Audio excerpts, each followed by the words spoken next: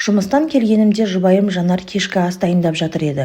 Жақындап барып, маңызды нәрсе айтуым керек дедім. Қасыма отырды. Айтар сөзім оның жүрегін ауыртатынын түсініп тұрдым.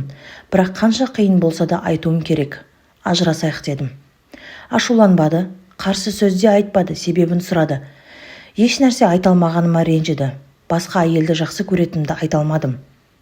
Ол түнімен жылап шықты. Бірге өткізген 20 жылдан кейінгі ажырасу қиын болатыны түсінікті. Оның алдында өзімді кінәлі сезінгенім үшін оған көлік, үй және компанияның 30% үлесін беретін келісімшарт дайындап қойдым. Бірақ ол қағазға бір қарады да жыртып тастады. Екеуміз мүлдем бейтаныс адамға айналдық. Оның маған жұмсаған уақыты мен күш-жігерін жаныма ашыды. Бірақ жүрекке әмір жүрмейді. Қазір басқа жанды, ләззатты жақсы көремін. Келесі күні үйге кеш келдім. Әйелім үстел басында бір нәрсе жазып отыр екен. Еш нәрсе айтпай бөлмеме кіріп ұйықтадым.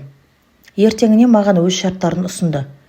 Менен ешқандай материалдық зат қаламайтын, тек ажырасатынымызды бір айға дейін ешкімге айтпай жасырын ұстауымды сұрады. Осы уақыт ішінде жақсы отбасына ұқсап өмір сүруімізді өтінді.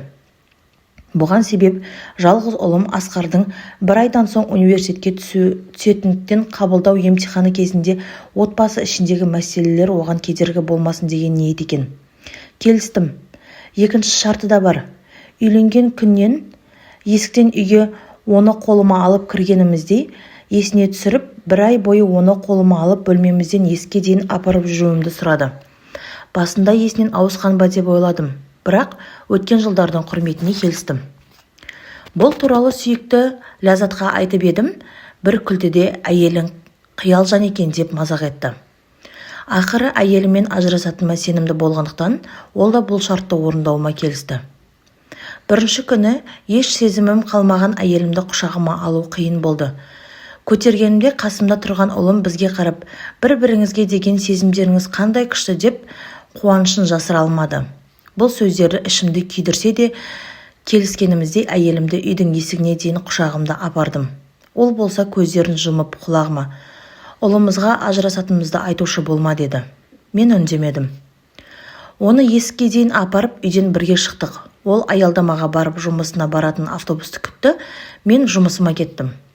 Екінші күні бұл ойынды ойнау оңай болды. Оған көптен бері назар аудармай, оның бетіне түскен майда әжімді де байқамаппын. Шаштарына ақ түсіпті. Өткен жылдардың ізін көріп қатты ойландым. Үшінші күні оны құшағыма алғанымда ішімде бір сезім пайда болды.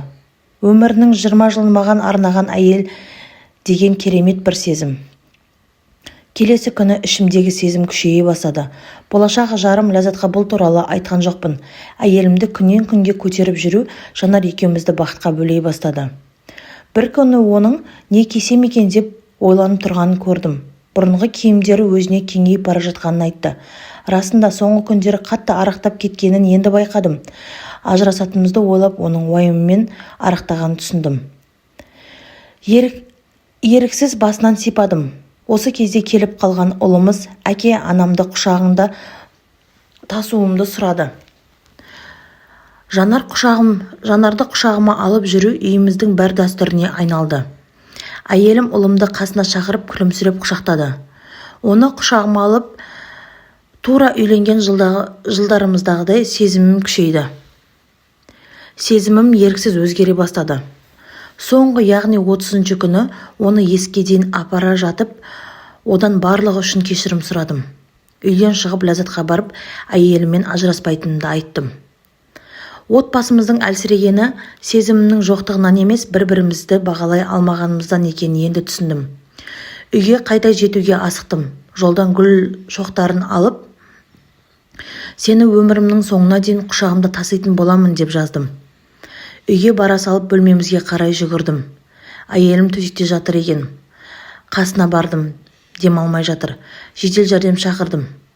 Дәрігер: әйеліңіз 4 айдан бері обыр аурумен ауырған екен. Өкінішке қарай ауру асқынып кетіпті.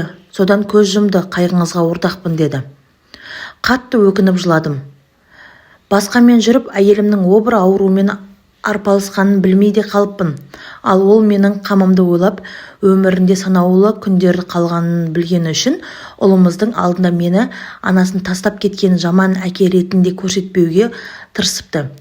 Ең болмағанда ұлымыздың есінде мені жақсы әке, жақсы жұбай болуымды қалапты. Қадірімді білмеген қадірлім-ау, қабірімді құшақтап жылап қалма деген осы сөз осы тұста айтылуы тиіс.